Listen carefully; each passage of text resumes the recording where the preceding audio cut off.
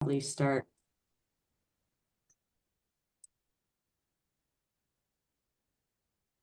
Hello, everyone, and welcome. We'll be getting started in just a moment as people join the second breakout session of the Social Workers Confronting Racial Injustice Conference. I want to welcome you all to the noon session here.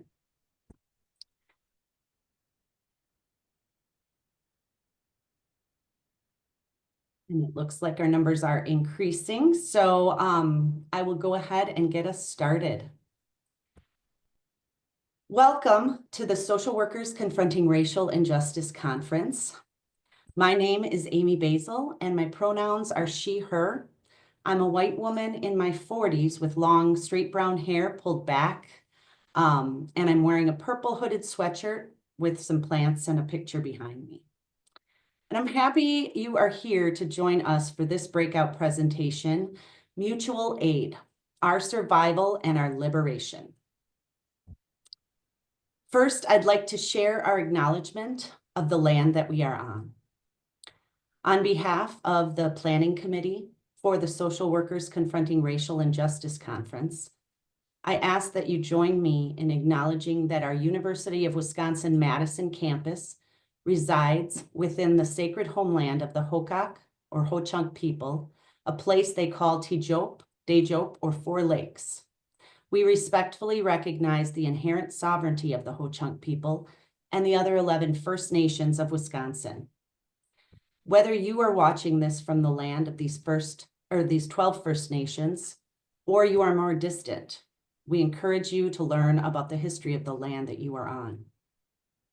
As social workers, we have a duty to look critically at the role that our profession has played in the attempted cultural genocide and destruction of Indigenous families, as was the aim of boarding schools. This conference aims to bring clarity about the past, but also seeks to challenge and inspire us all into action in our work in communities to support Indigenous rights and racial equity.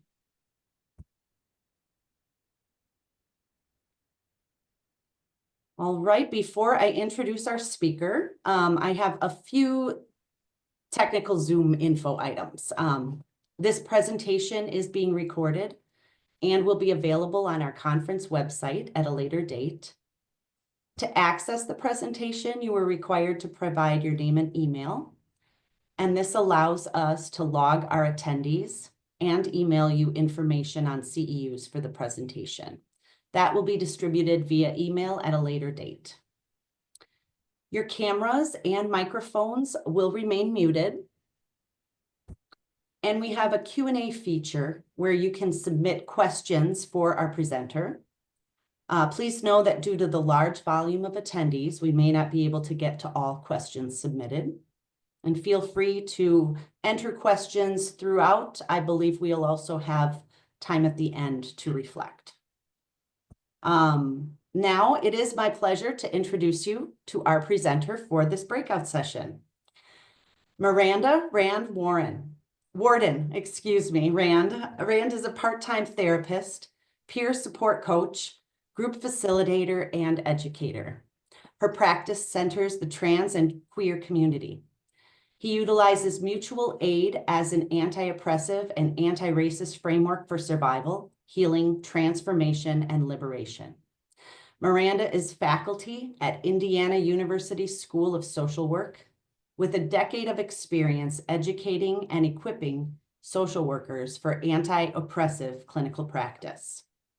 As a proud trans and queer Hoosier, Rand's work in the classroom, therapy room, and beyond expresses her deep commitment to solidarity and liberation. And now it's my pleasure to hand it over to Rand. Thank you so much, Amy. I'm so grateful to be here, and thank you to all the staff and folks who have organized to put on this conference that is more needed than ever, I believe, at least in our modern recent history, and also, can feel like a little trepidatious territory. And so I really respect and appreciate the fact that this conversation is still happening, this conference is still happening, and absolutely thrilled to be here. I am a 38-year-old non-binary trans person who mostly looks like a dude to most people these days. I have white hair and a dark goatee. I'm wearing a gray shirt and a black vest on top of it. And mutual aid is the good news as far as I'm concerned. Right now in our moment in our political context, at this moment in history, there's a lot of folks who are like, what do I do? What do I do? What do I do? And my answer, and a lot of folks' answer, I believe, is mutual aid. So I'm really grateful also to not just be here, but to be talking about such a life-sustaining and life-giving and freedom-finding practice that we can all be engaging in, no matter where we are, who we are, what our role is. So I'm going to share my screen and start talking about it some more.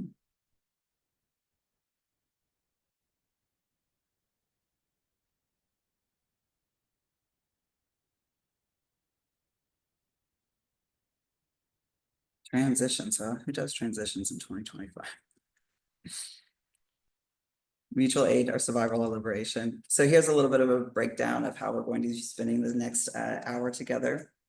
Talk a little bit more about the liberatory power of mutual aid, give a little bit of history of it, at least history as it pertains to Turtle Island, our country here.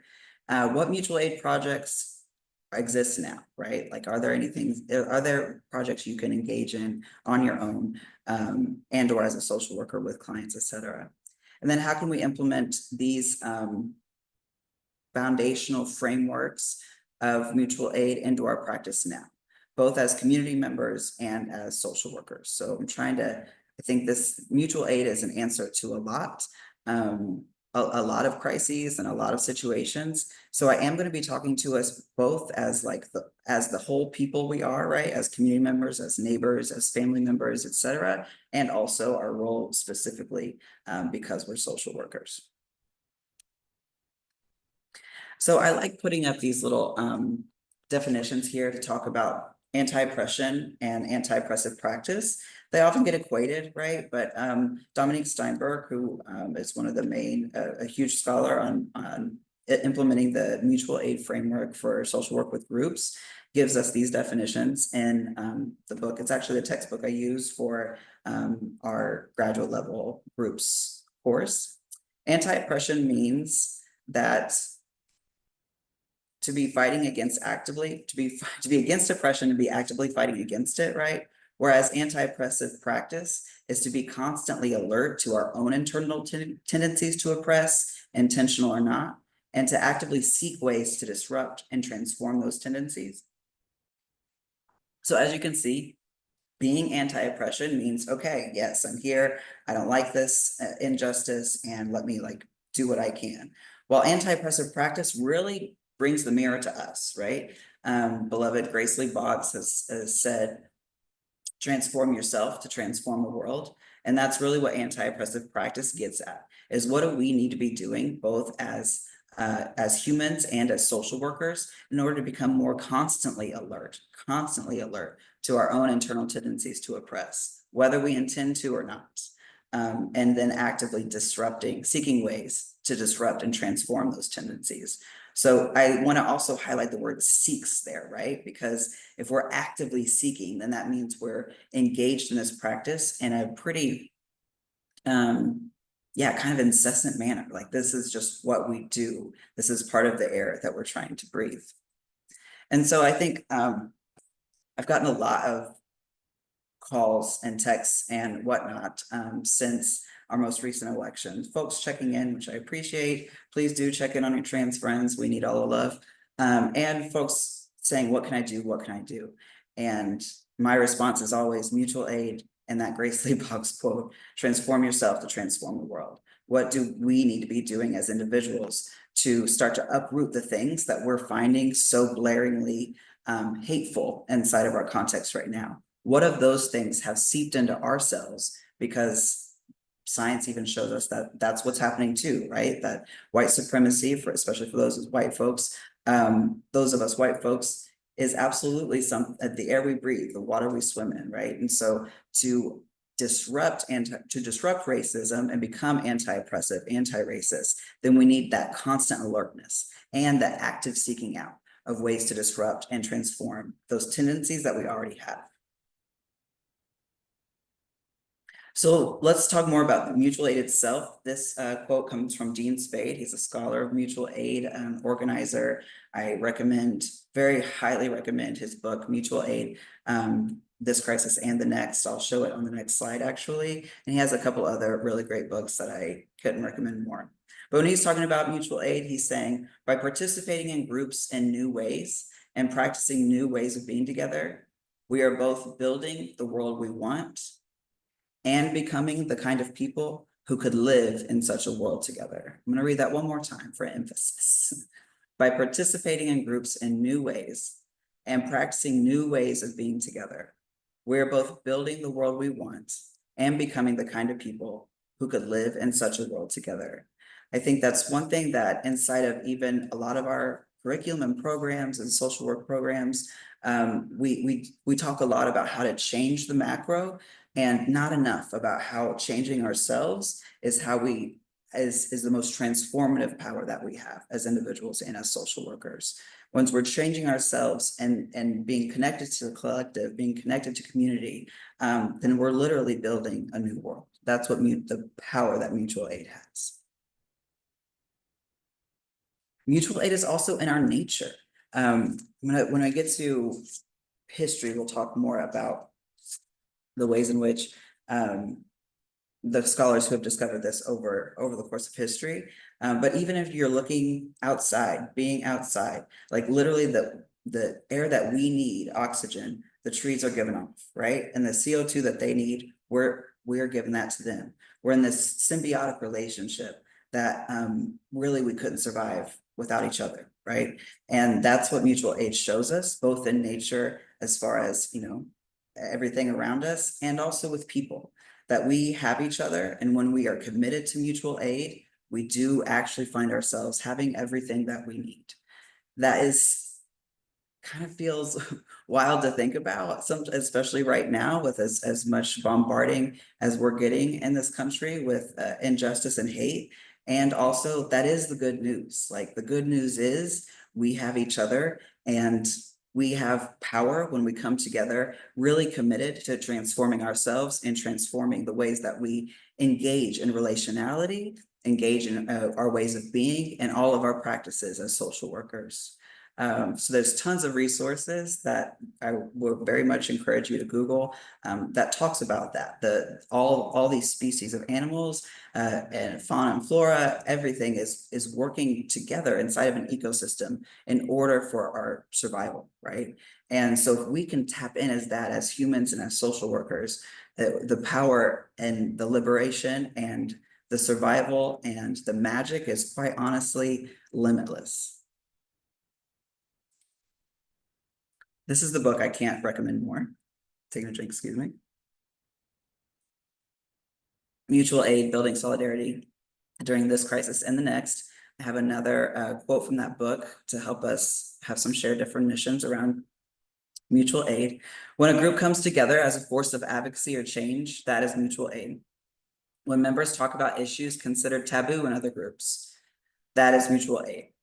When a group provides a safe haven for its members to explore differences and to try new ways of thinking, being, or doing, that too reflects mutual aid. That's Steinberg, I apologize, not Dean Spade, but this second one is.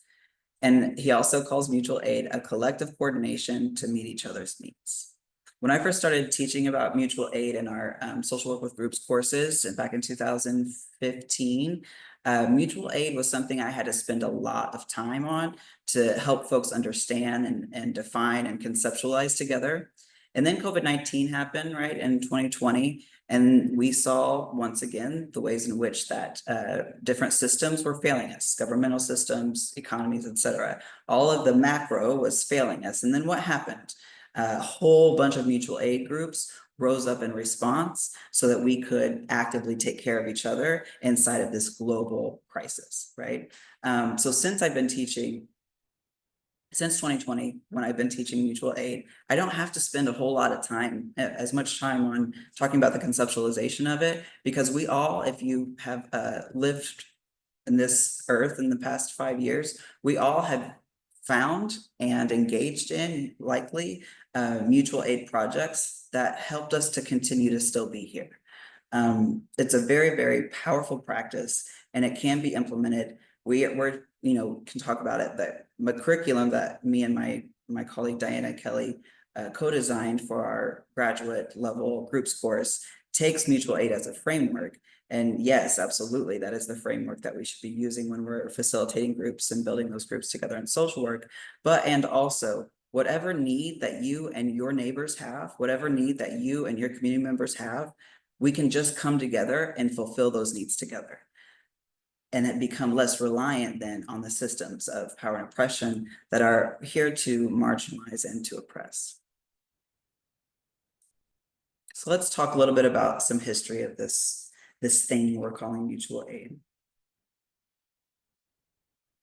So in 1908, Peter Kropotkin saw it as necessary for social advancement. A lot of his work did look at other species and found the ways in which mutual aid is alive, and that's how other species have remained alive, is engaging in mutual aid.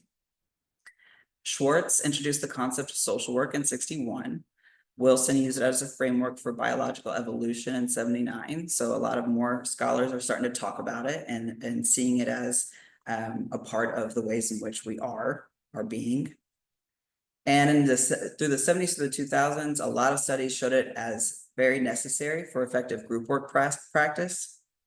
And that's where a lot of texts around mutual aid just kind of hang out, right? Just like right there. But before that, we know Jane Addams and her girl, Ellen Gates Starr, who does not get nearly enough shine as Jane Addams, as far as I'm concerned. As we know, founded Whole House as, quote, a community of university women whose purpose was to provide social and educational opportunities for working class European immigrants. So I'm going to highlight there a community of university women whose purpose was to provide and help out working class European immigrants. And I also just want to name here that this is where we as a field usually find our roots, right? We find our roots with Jane Addams, Ellen Gates Starr, Whole House, settlement houses and programs, etc. But I just want to highlight before that, this book right here, Collective Courage by Dr. Jessica Gordon-Nimbard. I also can't recommend any higher. I read this book 6 or 7 years ago now, and it is such a rich and deep history of the ways in which Black folks were creating mutual aid societies and groups way back when in order to survive the escape of enslavement and to build their own communities and meet their own needs. So I'll read from that 1780s and 1790s, Black women and men were establishing mutual aid societies for the sustainment of Black people and Black communities. Black women were often the vanguard in founding and sustaining autonomous organizations designed specifically to improve conditions within their respective communities, in creating autonomous institutions to solve the problems caused by inadequate healthcare services, substandard housing, economic deprivation, segregated schools. Black women served notice that they felt a special responsibility to provide social welfare programs for their communities. And for some context, we know that the Emancipation Proclamation wasn't issued until 1862, and Juneteenth wasn't until 1865. So we're talking about the creation of what I'm going to name is social work in practice here, right? Like I read this and I was like, well, this is social work. And this was way before Jane Addams and Ellen Gates Starr were doing anything as university women for European immigrants. Black folks were creating groups to sustain and autonomous institutions as well. Obviously not dependent on any government grants, not dependent on any foundations, right? But making it work with and for their own communities inside of a political violence that still called for, at that point, the enslavement of Black folks. And yeah, I think we are doing a disservice as a field to only root ourselves inside of what Jane Addams and Ellen Gates Starr started, because Black folks were engaging in these autonomous institutions and creating them way before Jane Addams and Ellen Gates Starr were, and in a more violent context, right? Under such more oppression than Jane Addams and Ellen Gates Starr did. Which I think goes to show that as social workers, when we do come together, and as human beings, when we do come together, we can continue to meet each other's needs regardless of the hate and bigotry that is happening from the government, by the government, and the other systems involved. Right now, if I was doing this in a class or in any other format, I would have us pause and like talk about this. So I am going to, though we don't have time to do the whole discussion, I do want us to just reflect on that for a second and think about the ways in which the history of social work as a practice, and I would argue also as a profession, has really been whitewashed and really focused on the ways in which white women were helping working class European immigrants. Yeah, why aren't we talking about Black mutual aid societies and what Black women and men were doing inside of what is clearly, I think, spelled out here in this quote, social work? Why aren't we learning more from those groups and how to survive and how to help the most marginalized folks, period?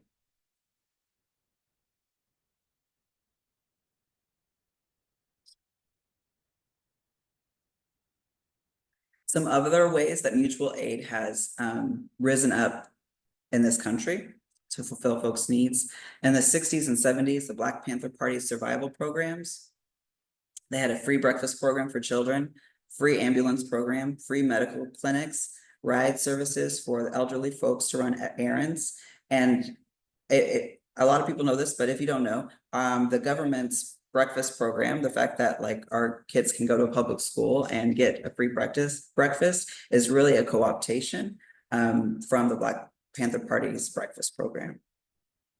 In the 1970s, the Young Lords Project for Puerto Rican Liberation also were doing food and youth programs. One of my favorite stories, mutual aid favorite stories, is there was a huge TB outbreak in a Puerto Rican neighborhood, and they weren't getting any kind of testing or treatment at all. And so this group hijacked a city mobile x-ray truck to bring TB testing to Puerto Rican neighborhoods. They also protested lack of garbage pickup in Puerto Rican neighborhoods. And also the Young Lords Project, I don't have this listed, but took over, and I mean took over Lincoln Hospital, literally took over Lincoln Hospital. Like when I say take over, I mean it with all the entendres that they are. And they started a people's program for drug detox and folks who are struggling with addiction. And that program lasted for 9 years.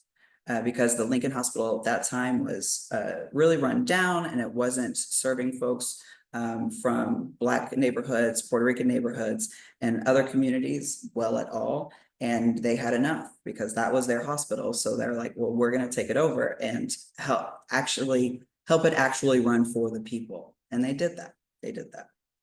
During the AIDS crisis, groups like ACT UP staged protests. They started volunteer-run gay clinics for patients who refused care. There are so many gay folks who would contract HIV or AIDS, and there would be no care.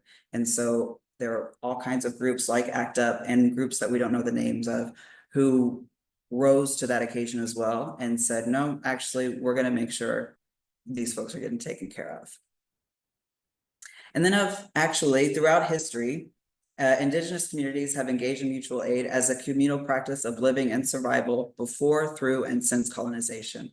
So we're talking about all the ways that mutual aid has shown up in nature and with other groups. But honestly, mutual aid is an Indigenous practice. It is to be at one with the land and with each other, understand the deep interconnectedness that we all have with each other and with the land.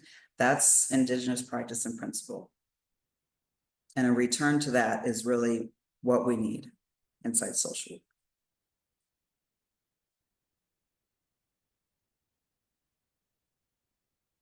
Okay, did mutual aid just stop with history? No, it didn't, because as we know, there have been a few crises since then. And every time that there's a crisis, you will also find mutual aid there, because that is what we do with and for each other. So just to name some of them, I don't know if y'all have seen, of course, there's a lot of mutual aid disaster reliefs. Like I said, after any kind of crisis, we see mutual aid and the power and the magic of it rise to the occasion. And that is always true when there are things like natural disasters, hurricanes, tornadoes, etc. And some of these groups, like I said, we will know the names of, and some we will never know, because it is folks who are doing for themselves and for each other, for the sake of doing it, because we need to survive, because we can't be dependent upon government systems and all these other oppressive systems that we're forced to live within and under. And really what we can count on more than anything is each other, right? So you see that every time you see any kind of natural disaster. I want to shout out the free food. There's free food fridges inside of different cities. One of the first groups I've heard of to start doing this was called the Love Fridge.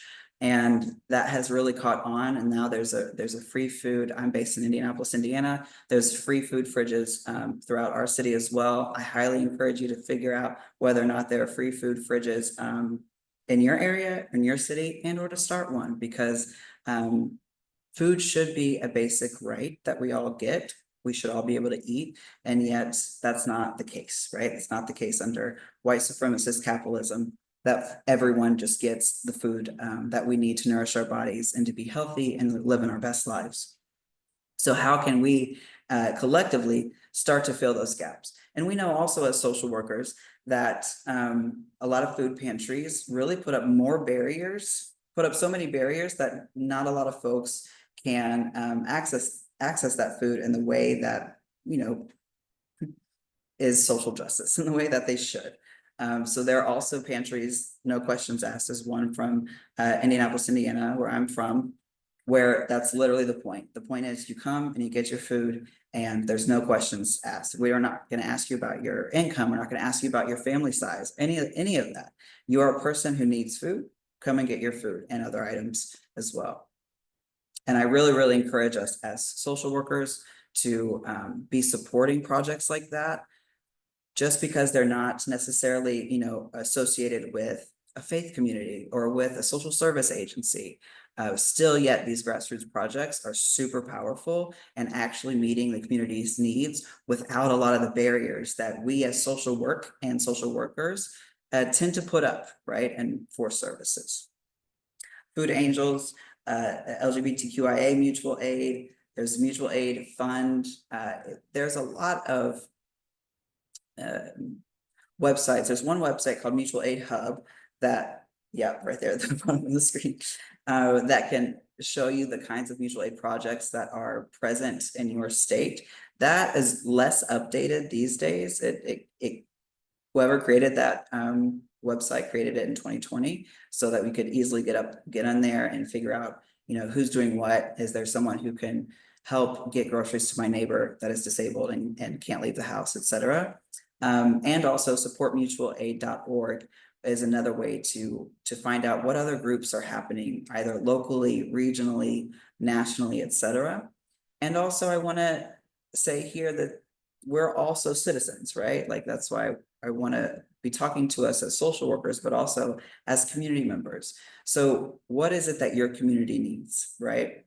Is there a group already doing that you could support and get actively engaged in? And or is it a matter of, let's find a free fridge or let's find a fridge that someone's willing to give to us, and some electricity that a building is gonna let us use so that we could just put a fridge up and stock it. These are the kinds of projects that are literally so life-sustaining and giving, not just for the folks receiving the food and being able to access food without any questions or without any kind of shame or whatever associated, and also it feels good for everyone involved in the project.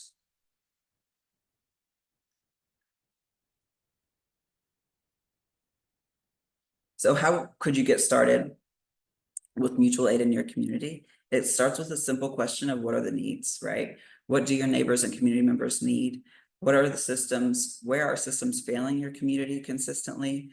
Are there any mutual aid projects that are already addressing those needs that you can plug into? It's just a matter of getting to know your community so that we can better understand what the needs are, and then who's the folks already doing the work that you can support, and or is this a new project that needs a mutual aid project that needs to be created in order to meet the needs and the failings of the government and other systems? Number two, reaching out. I understand vulnerability is hard, but remember that mutual aid is practicing new ways of being and relating, right? So it's a matter of meeting macro needs, micro and meso and macro needs, but in a macro way, that's some macro work, right? And also mutual aid takes us out of our comfort zone to start to practice and experiment new ways of being with each other, right? Like that Grace Lee Boggs quote, transform yourself to transform the world. We get to figure out what it looks like to be in conflict with folks who share a lot of our values and our deepest purposes and goals, right? Because there will still be conflict inside of that. It also gives us the opportunity to practice initiating some relationality, right? In ways that may or may not involve a screen first. Like we've got to be able to start to practice and get familiar with talking to people face to face if we're going to survive. Period. And that is another beautiful part of mutual aid too, is that once you become involved in groups and more connected to your neighbors and your community members, that those new ways of being and new ways of relating really start to also enrich in our lives and the work itself. And then it's just organizing and implementing it to do the thing. Don't do it alone. If you're doing it alone, that's an unsustainable way to try to initiate mutual aid and or to sustain mutual aid, because mutual aid is a communal practice, right? An individual commitment and also a communal practice. And then of course, we can't stop listening to the community. So as folks' needs change, as your community needs change, how can we continue to be adaptive so that we are continuing to meet the needs of ourselves and each other without reliance upon government entities? And also, what other mutual aid projects can we join in with to create care coalitions? An example I have of this is also from my hometown. Circle City Mutual Aid and Food Not Bombs are two mutual aid groups. Circle City Mutual Aid does a lot of harm reduction supplies, clothing, sanitary products, hygiene products, etc. And then Food Not Bombs is our local Food Not Bombs, who recovers a lot of donated produce and or yeah, sometimes we're buying our own stuff wholesale as well. But the point is to feed the people. And so every Sunday we have a Sunday share that's right across the street from the library downtown. And both of those groups we hook up so that neighbors, community members can come and get hygiene products and harm reduction supplies and have a meal and be in and with community. So thinking about that too, where you're from, like how can we develop and cultivate more care coalitions? Because even the, one mutual aid group is not enough, right? Like we need to all be experimenting and trying out these new processes in order to get our needs met.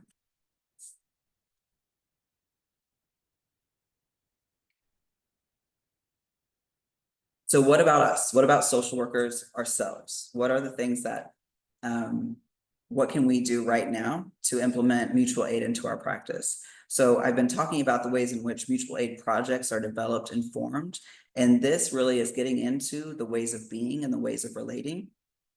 Like I said, mutual aid is a framework for the social work with groups curriculum that we have at IU School of Social Work, and for a lot of other programs use mutual aid, use the Dominique Steinberg text, and or discuss the fact that mutual aid is pivotal for effective group work.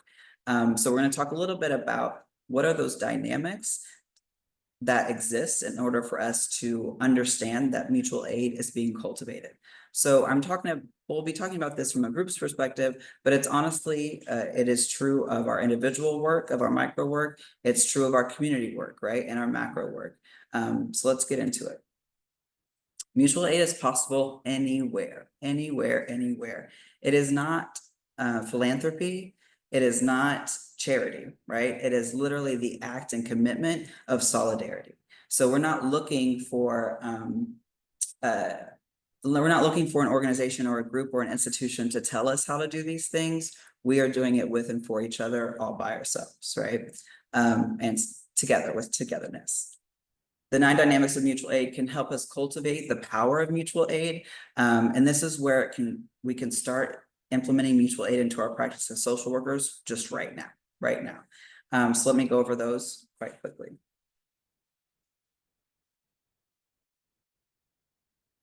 And these are all outlined in that Dominique Steinberg text as well. So we talked about how sharing data is a necessary part of mutual aid, but the difference in sharing data from a mutual aid perspective is that not just one person is considered to be an expert, right? But everyone here is considered to be an expert based upon their life experience, based upon their life experience and education and whatever else, right? That we all have something to bring, we all have value for the group, and we're all necessary. So I think for us as social workers, that really becomes one of those things of transformation we need to do inside of ourselves, because we all go to these programs, we get our MSWs, maybe our DSWs and PhDs, in order to be able to like be seen or regarded as an expert, right? And so that work that we need to do internally is to constantly remember that it's not just us, right? That even if I'm facilitating this group space, or I'm the one considered a therapist inside of this therapy room, or I'm educating the community in these ways, if we are taking on a mutual aid mindset, then we are seeing everyone as a rich and necessary, pivotal, vital expert inside their own right. And then voices, once we take on that mentality, then voices rise to the occasion, right? Folks will say, I can do this, I can do that. Here's my take on this or that or the other, and we're all better for it. The dialectic process, anytime this is happening, mutual aid is there. And that is where difference and dissonance are okay, right? That they're expected, even like difference is expected, dissonance is expected, and that's okay. We're not fearing open conflict. We are engaging conflict in ways that are generative and help us move forward, right? As inside of our relationships and inside the work that we're doing. I know this one, when I'm teaching, is one of the most, like, the ones that students get really nervous about, because you mean to tell me I'm supposed to also be okay with conflict? You mean to tell me that if there are, folks in my group that are having conflict, that I shouldn't shut that down, that I should let that play out as so long as everyone's, safe physically? Yeah, right? Because if folks aren't bringing up the differences or their own opinions, their own beliefs and values that may be contrasting with each other, then are we really safe as our whole selves in that space, right? And mutual aid should be a space where we can be our whole selves, and the difference is celebrated, and dissonance is okay, right? It's something that we can just face together and be in together, so that we can practice new ways of relationality, like we were talking about, and become better people doing good work. Discussing a taboo area. Anytime folks are discussing a taboo area, that mutual aid is happening there. The powers that be like to keep our mouths shut for reasons, right? And about certain things for reasons that are really usually related to cis heteropatriarchy, white supremacist, capitalist norms. And so when we're engaging in discussing a taboo area, we are saying this dissonance, right? This difference is actually okay here. And we don't need to put more, it usually becomes shame, right? We don't need to put more on this subject than what it is. And folks don't need to feel ashamed for being able to open their mouths and discuss their own experiences and or beliefs of something that is maybe considered taboo. As you can see, this whole thing is like flipping power on its head, right? It's like anytime we're questioning if mutual aid is there, we need to question, is there a central authority figure? What are we talking about? What are we not talking about, right? So if there's a lot of taboo areas that we're shying away from, then is mutual aid actually being cultivated in that space? All in the same boat phenomenon is a powerful, powerful dynamic of mutual aid that, as a group worker, I will get on my soapbox and say it's the only thing, or group work and group therapy and group peer support groups, can help folks experience the all in the same boat phenomenon in ways that individual therapy just doesn't, right? Like, as individual therapists, we're not necessarily relating with our client about everything that they're going through, but put folks in a group, and then that isolation, that like, oh my gosh, I can connect with you over this shared experience or shared love or shared fear, whatever the case may be. That all in the same boat phenomenon is just so powerful therapeutically and in healing fashions. Mutual support. Anytime folks are giving or receiving support of one another, mutual aid is likely there or about to be there, right? Is being cultivated nonetheless. Mutual demand is another way of saying communal accountability. So how do we hold ourselves and each other to the agreements that we have? Anytime that I'm doing, teaching a class, facilitating a group or whatever, we have group agreements that we come up with collaboratively, right? Like, this is the space, this is the purpose of the space. So how do we want to honor each other and how do we want to practice together while we're in this space? And what's beautiful about those group agreements is we visit them every single session, every single time, whether I'm teaching a class or facilitating a group. And the group members, participants are very free to change it as things are working, add things that we think we need to add. And then what eventually happens is the group, it takes ownership of itself, right? And start to hold each other accountable to those group agreements. And me as the facilitator doesn't have to at all. And that's the beauty of when groups are grouping and mutual aid is being cultivated. And then we also are able to hold each other accountable. And not just in for like the things that we, mistakes we've made or ways that we've slipped up. Those too, yes, because Lord knows we need a better practice and more robust practice of how we can call each other in on those things. And also mutual demand really shows up in forms of support. Like, what about that goal that you had? How is that going? And how can I support you in that? Like, that is mutual support and mutual aid going hand in hand, which they often do. Individual problem solving. So from a mutual aid perspective, individual problem solving, again, doesn't just see the person with the attributed or actual power, the facilitator, teacher, social worker, etc., as the one with the answers and to help the only helping person in this individual problem solving process. With the mutual aid framework, individual problem solving is something that we all engage in together so that we can all learn together. And there are some pretty cool techniques and how to do that with groups. But that when it's happening, when one person's problem is being highlighted and that story is being told, but the whole group is invested and is also learning about how they can apply some of these things to their own lives, then that's mutual aid.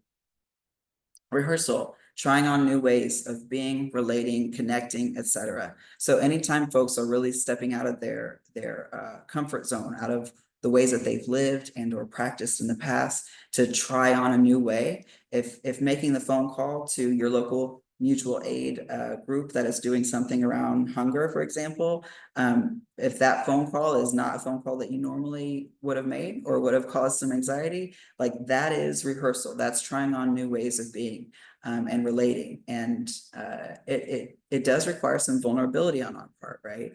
But the stakes are too high right now.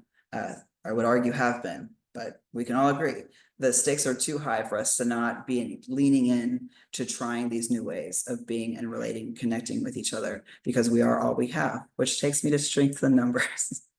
Strengthen numbers refers to what it is that, like, once folks get involved with a mutual aid group or a group where mutual aid is being cultivated, we start to realize, right, that like, oh, we can actually accomplish more together than we ever thought.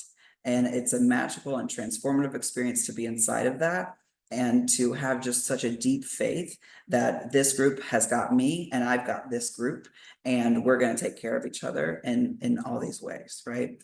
And then also strength in numbers, not just to take care and to be with one another, but strength in numbers to combat and to fight against the incessant oppression and racism and ableism and homophobia and transphobia and you need a collective in order to fight those with any kind of effectiveness or efficiency. And mutual aid helps us to realize that that strength is actually there, right? It is something that is palpable and it is something that we can execute individually and collectively. So what I want us to be thinking about as social workers, whether you do groups or not, whether you are like a community worker or not, what are ways in which you can start to implement these dynamics of mutual aid inside of your practice, right? Have you maybe been quick to answer when a client or several clients are need an answer to something? Have you been like, oh, I can just give you that, as opposed to opening it up, right? To let sharing data be something that has more contributors than just us, right? Are there taboo areas of discussion that you shy away from as a social worker because of the way it makes you feel? What are some of the work that we need to be doing inside of ourselves as individuals so that mutual aid could come into fruition? Because what cuts off mutual aid or keeps it from being effective or occurring at all or happening at all is when one person takes a central authority figure type of role. And then we go back into what Paulo Freire will call the banking method of education and or healing and or transformation, whatever our goal is. If there's just one person in charge, giving it out as opposed to the group manifesting it together, then the latter is mutual aid. The former is us standing in mutual aid's way. And because we're social workers and we have the actual and attributed power that we do, this is something we need to be doing intentionally and incessantly. Going back to that definition of anti-oppressive practice, where we're constantly alert to our own tendencies, right? How can I become more constantly alert for my tendency to shut down the dialectic process as it's happening, right? Is there a client that comes in and we have dissonance with each other? Like how can we work through that in a way that is cultivating of mutual aid and not shutting down? Because when we're shutting down conflict, oftentimes we're shutting down folks' voices, right? And then that becomes this elephant in the room, and whether it's addressed or not addressed, it takes up more space than the healing and the transformation does, right? So are there ways that we need to, inside of ourselves, become more comfortable with dissonance, become more comfortable with conflict, and or just trust ourselves that we have the sturdiness that we do in order to engage in conflict and maintain rapport and maintain our relationality and maintain our connection with the folks that we're working with and with each other. So I want you to reflect on that a little bit right now of what are of these 9 dynamics of mutual aid, what are ones that you're like, oh, I could actually pay more attention here? Or I think actually my practice is we do a lot of rehearsal, right? Like in my groups or in the work that I do in community or with clients, like we're rehearsing all the time. So like that one, yeah, I got it. But like, am I actually engaging clients and groups in ways that are helping them realize the strength that we have in numbers, right? That's the actual work of empowerment. I think we often use the word empowerment as kind of a synonym for encouragement or a pat on the back. You know, I empowered my client to do this. Well, empowerment is actually the sharing of power. And so that is way more material than I think the ways in which that we've conceptualized and discussed empowerment in our field. Empowerment is, oh no, we actually do have the power. And so what are all the ways that I can share it? What are all the ways I can give it away so that we can start to have a more, hopefully, equal distribution of power? When we're doing this inside of the work that we are doing with communities and with groups, we're like creating these microcosms of what's possible, right? Of what's possible with our relations, what's possible with our ways of being, what's possible with our ways of connecting. And that in and of itself becomes empowering. So reflect on that for a second here of which of these do you feel like are already part of your practice? And which of these do you think you're like, actually, I could shut up sometime and let other people share the information and data that they have, right? Like And I fall into that all the time because it's my full-time gig as an educator. And so, yeah, people come into my classroom wanting me to have all the answers. And so I have to be constantly alert to my tendency to just be like, okay, yeah, I have an answer. Let me just do that, as opposed to opening up to the group so that more voices can come in to that question or that practice scenario, whatever the case may be. That's something that I need to be constantly alert of. And Rand did have Yeah. someone, an attendee, say that they were a graduate of Dominique Moyes Steinberg at Hunter College School of Social Work. And the mutual aid social group work that she promoted is dynamic, elegant, and complex, and fosters strength among vulnerable group participants while empowering them to take over the process of healing and connecting. Social workers can access the process in Steinberg's book, The Mutual Aid Approach to Working with Groups and Middleman, and Wood's Skills for Direct Practice in Social Work. And her mentor, Roselle Kurland, and Helen Northern's text, Social Work with Groups. So I will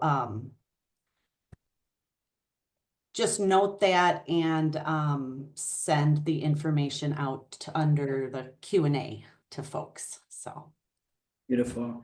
Thank you for sharing that and like being like a hype person for this, because it is transformative. And inside classes that I teach, when they will form their own mutual aid peer support groups. And I say at the beginning of the semester, I trust you and I trust mutual aid. And it really is an act of trust that they're going to get in those groups and experience mutual aid together. But it always happens. It always, always, always happens. So yes, the deep healing, the deep transformation is a part of this work, a beautiful, beautiful part of this work. Thank you so much for sharing that. So going back to, like I said, anti-oppressive practice, it requires us to take on a praxis, right? A praxis that is action and self-collective reflection. So everything that we're doing, we're also reflecting on it ourselves and together with our people, right? And if we actually become committed to praxis, to we're gonna do and we're gonna reflect, we're gonna do and we're gonna reflect, our work will become so much more effective and our relationships will too. Okay. So this is the time that we don't have breakouts, but if you could take some minutes, so disregard, join with a few neighbors, unless you're watching this with some neighbors, then have a discussion. Still, I want to give about 4 or 5 minutes or so for us to really just sit and think about this, journal it, draw about it. Like I said, dialogue out loud if that's available to you in the space that you're in. How does mutual aid show up in the work that you do already? How might it be important to notice how mutual aid is already present? Why might it be important to notice how mutual aid is already present? And then how can we cultivate more dynamics of mutual aid in our work? And what tends to inhibit this in the work that we do? So I'm claiming that mutual aid is something we can be cultivating no matter what system we're in, no matter how oppressive that system is, or that we work under or within, and or all the systems that we're all living under and within. Mutual aid is possible and in fact rises to the occasion of the collective care and the meeting of each other's needs when these systems blatantly do not, right? When these systems let certain folks fall through the cracks every single time. So if you could just take a few minutes to reflect on that. And if there's anything you want to share about your reflections, you're welcome to do that in the Q&A, because this takes us straight into the Q&A.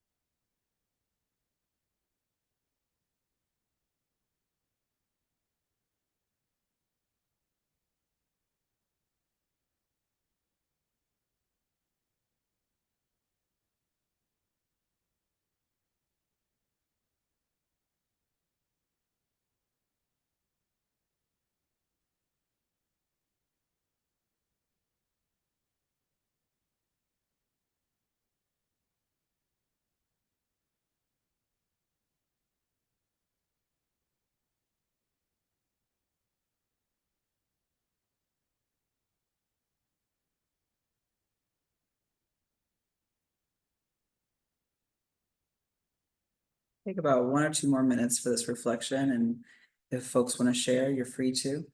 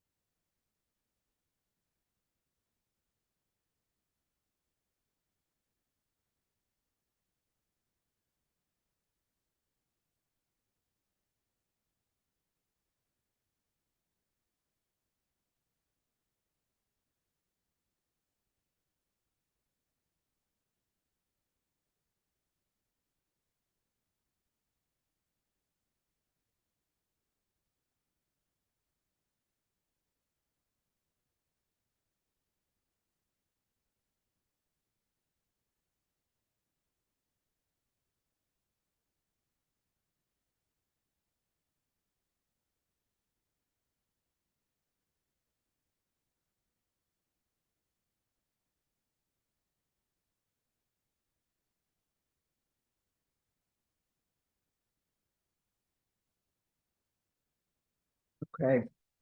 Thank you so much for engaging in this. Thanks for being here at this conference. Thanks for hanging out with me to talk about mutual aid for an hour. I am a true believer that this is how we build another world.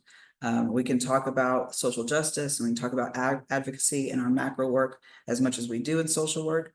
And those things are all important and all pivotal to our work. And also mutual aid is that as well on every level, in micro, meso, macro levels of social work in our community, as community members, as social workers. This is, once we are engaging in mutual aid and connecting with other folks to meet the needs of ourselves and our neighbors, the more we're actively building alternatives, right? We're actively building a new world, the more we're engaging in this practice. So I encourage you to, today is an opportunity to engage in mutual aid. Tomorrow is too. And a really necessary time for that as well. So I'm grateful. Thank you so much for having me. Thank you for spending this time, and we're open for Q&A whenever.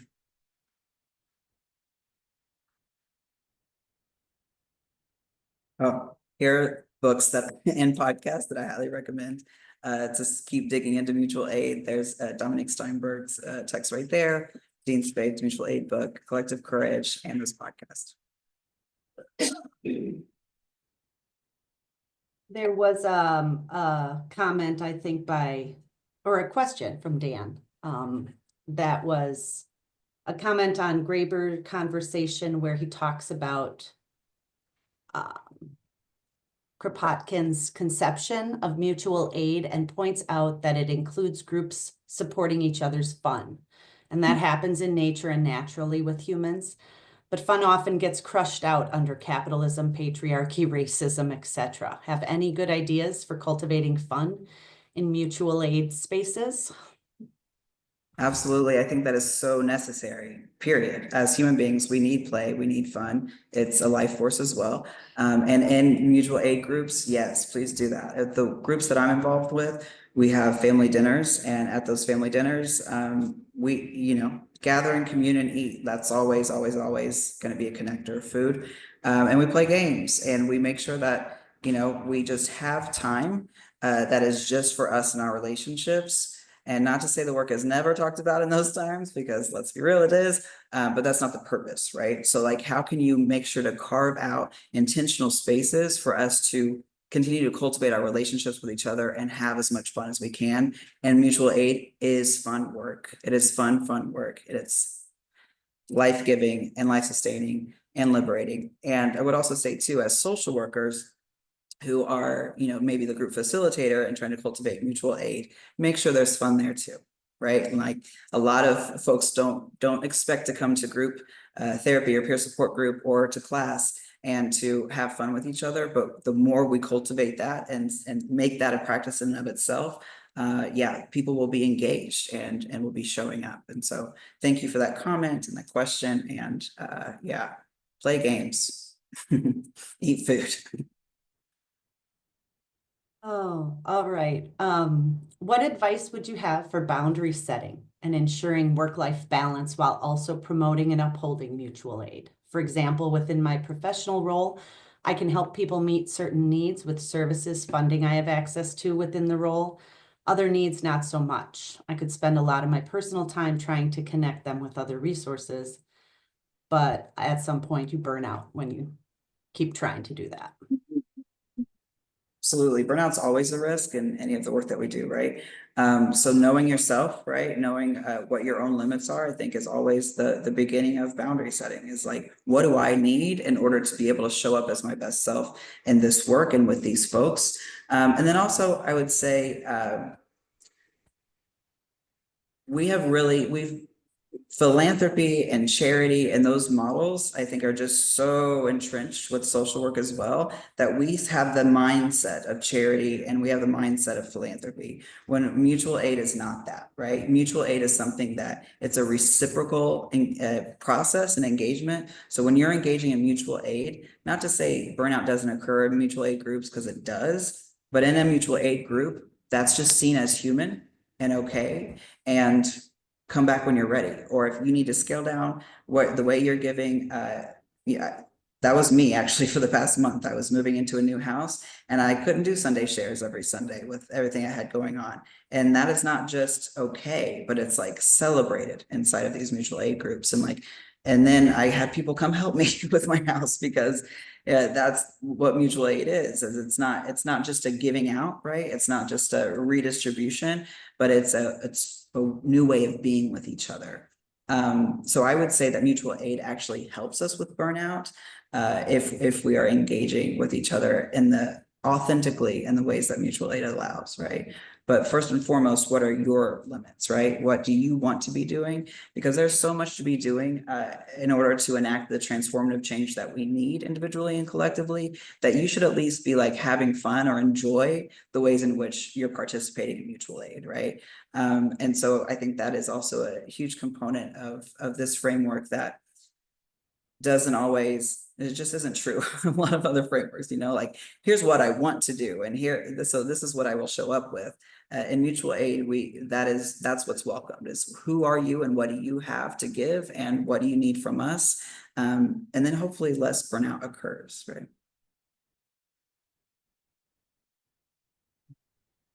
Jackie says, thank you, Rand, for your presentation. I love mutual aid as a practice in my life. I really appreciate, in terms of organized mutual aid practices that you presented. How do you promote both formal and informal mutual groups in different settings? Well, like this. Hi, Jackie. Thanks for the question. I will talk about mutual aid any chance that I get. So one like that. And I also, inside of the graduate groups course that I teach, it's an assignment for all students to either engage in a mutual aid group locally or to research a mutual aid group and then give a presentation either on their experience or on the research that they did. With the purpose there that we're seeing how mutual aid happens everywhere, and it doesn't need to be a social worker there for it to happen. In fact, like, yeah, I might be the only social worker in a lot of the groups that I'm in, but beside the point. But it is so that we can start to, as social workers, learn what grassroots projects are doing and how they're doing it effectively so that we can engage them, right? Because they may not be inside of our, help books or our resource manuals because of how grassroots that they are. So I think that any opportunity that we have to help students engage with those kind of groups, help students research those kind of groups, to engage ourselves, to research ourselves, the better off we're going to be, because there are so many groups like this. That's why often when I'm going over the history, I'll name the ones that we name, and then I'll also be intentionally say, well, there's also so many people in so many groups, we don't know the names of them, maybe never named themselves, because they're just groups doing for themselves and for each other. So I think that the more that we can amplify the fact that work is going on and engage ourselves, the better off we're all going to be.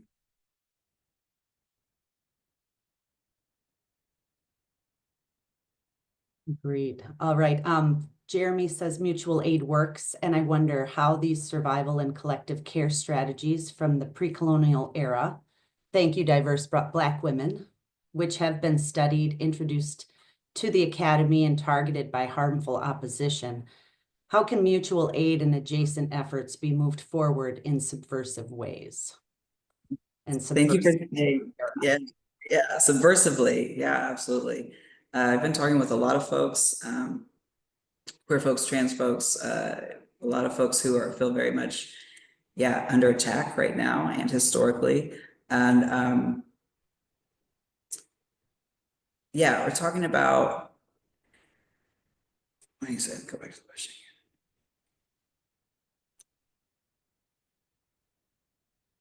I lost his question. Oh, there you are.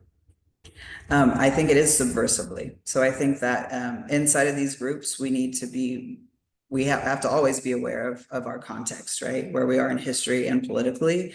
And I think more of a commitment to subversion and strategy in those directions is really what a lot of our groups need right now. Yeah, because of the ways that we're being targeted and from a lot of directions, we need each other more than ever, and we need this commitment to mutual aid more than ever, and a commitment, I think, to subversion, to resistance, and be this what our code of ethics calls us to be. Like, are we committed to social justice, or are we committed to following the rules? And sometimes those things just don't go together. So how are we going to show up, and how are we going to maintain our commitment to ourselves, our communities, and to marginalized folks to transform all of this? And I think that a commitment to subversion in and of itself is direly needed right now. Yeah. Thanks for the question. What are some common pitfalls or mistakes people make when working in mutual aid, and how do we evolve falling into charity? Central authority figures is the first that comes to mind. So anyone who's trying to take authority of the group, and other voices then are stifled. I think that one of the biggest and it inhibits mutual aid more than anything else. Dean Spade, in that book that I reference, has a chapter called "No Masters, No Flakes," which really talks about that and the ways in which that colonialism, white supremacy, cis heteropatriarchy has seeped into ourselves, like quite literally. And because of that's the status quo, right? And so we have to individually and with our groups start to uproot that paradigm of leadership, I think, that we've had historically, where like one person needs to be the leader. We need to have, a hierarchy, or else we are not effective, we're not efficient. And that's not true. And that's just especially not true of mutual aid. And I think also in that book are a lot of others, like common issues that come up with mutual aid groups with very practical answers to that, right? But yeah, I think trying to a central authority figure, regardless if it's, a social worker or someone else, can really cut off mutual aid and its magic and benefits. Yeah, those well-intentioned folks that want to just lead in order to help. And there's other new ways of being and relating, and here's a place for us all to learn that, right? Yes. Yeah. Another person says, I'm seeing my clients both be motivated to get involved, but also feel incredibly overwhelmed with everything. I try to hold space for both, but I'm curious what you would say to someone who might be new to mutual aid and community work who feels overwhelmed with starting. Yeah. What do you want to do? Again, like, what is your desire, right? Because mutual aid work is hard. It's really hard. And it can be very, very reciprocal as well, right? And so, like, I think anytime we hear the word work, we don't think of joy, we don't think of pleasure, we don't think of laughter and fun. And the mutual aid framework says, no, we actually need those things, right? So how do you fill up, right? Like, what do you need to fill up? And also, what do you want to be giving to community? And of course, all of these systems all around us are trying to keep it so that we stay tired and stay disengaged from one another. So what are things that we can do inside of our own selves and our own lives to reprioritize where we're spending our energy? Because, is there something that I do an hour every day that I don't need to do an hour of every day, that I could put into, making a couple phone calls for my local mutual aid group that needs tampons and pads, like it could just be like that feels like a simple thing, and it is a simple thing, and yet can make such a difference for the group that you're working with and for the folks who will then get the tampons and pads that you're making a phone call about, right? So I would say like lean into desire, lean into what kind of work will fuel you and will fire you up, as much as like viewing work as this thing uh that is only going to wear us out and burn us out, right? That when we're actually engaging with groups, we realize we can share the labor, and sharing the labor is a joyous thing. And sometimes folks just don't know that that's possible until you engage in a group that's doing that, right? Like until you experience it yourself, like, oh yeah, it is okay. I mean, even recently when I haven't been going to Sunday Share for several weeks, and have, been really focused on moving and everything, like it coming back into the group and being like, okay, I have more space now, I have more time now. And just to be welcomed and just to be celebrated, and not like, oh, where have you been? Or, oh, like it was just a genuine, response of, okay, great. Now let's keep going in these directions, because the group isn't dependent upon me and is going to be doing the work regardless. And I can show up then as my best self with the capacity that I have.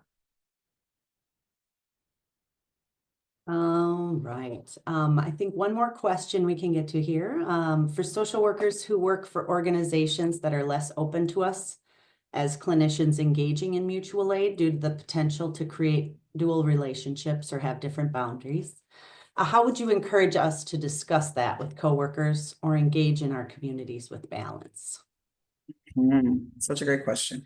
This is something that with grad students, especially, we talk about a lot, right? Because to do anti-oppressive practice as social workers means that also we're going to be going up against the systems that pay us, right? That like make that help us survive as well, right? And so what is our commitment to anti-oppressive practice? And I would say engaging with coworkers and colleagues and supervisors, et cetera, about mutual aid and what it is never wasted time, right? Like the more folks know the magic and power of mutual aid, the more buy-in and engagement that they'll have. And I would honestly also, when I was working clinically and I would on inpatient unit, and still ran groups very much on a mutual aid framework. And, sometimes the group members would, take the whole time they were like, actually, screw your thought record worksheet, Myranda. We, just want to talk and like whatever. And a lot of group facilitators might see that as like, oh, they're getting off track, or they're not doing, not doing what they're supposed to do. Like, oh, group was a shit show today or whatever. Like really, in fact, like folks who didn't want to live a few days ago are now laughing and connecting and engaging and sharing experiences with each other, feeling all in the same boat, giving mutual aid or giving mutual support, like those dynamics that are happening. That's a really actually effective group, right? Like that. And so I think there's also just, again, that paradigm shift on our part. Yeah, period. Right. I keep hearing this, it's not about you. And so if you're thinking it is about you, maybe rethink that, right? Yeah. And I think also that, yeah, it becomes easier too, like as a social worker when you are trusting the group and engaging meaningfully, and the healing just starts to happen in and of itself, and it's not dependent upon us. Right. Well, any I guess final words to the group. Otherwise, thank you so much, Rand. This has been a great session. And thank you to all of our participants too. So Yeah, absolutely. I really, really appreciate being here and being able to have this conversation right now. And my email, I think, is, if not shared, can be shared. Would love to continue to stay in some kind of correspondence going forward, and really, really grateful that folks are here with an interest in mutual aid and the commitments that have been expressed. We really need that. Thank you. Great, thank you so much. Many thanks to Rand for sharing their time, expertise, and valuable information with us today, and also allowing us all to know how important we are and that this work happens together. So please take these ideas and challenges into your work in the world. We thank you to everyone in attendance for being part of this event and for your commitment and efforts to confront racial injustice. You can take a break now and then be sure to join us for the keynote by Kelly Hayes and Miriam Kaba at 2 p.m.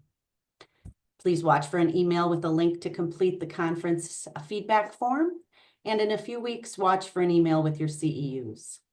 And remember that most breakout sessions will be posted as videos on the conference website and materials will be made available. So thank you again for participating in the conference. And again, thank you so much, Rand, for being here.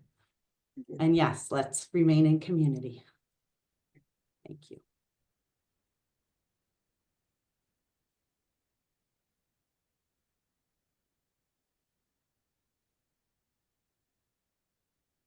Yep, and a lot of thank yous in the Q&A as well, saying that this was amazing. So, all right, we'll reach out and I'll send you a link when it's available on the website.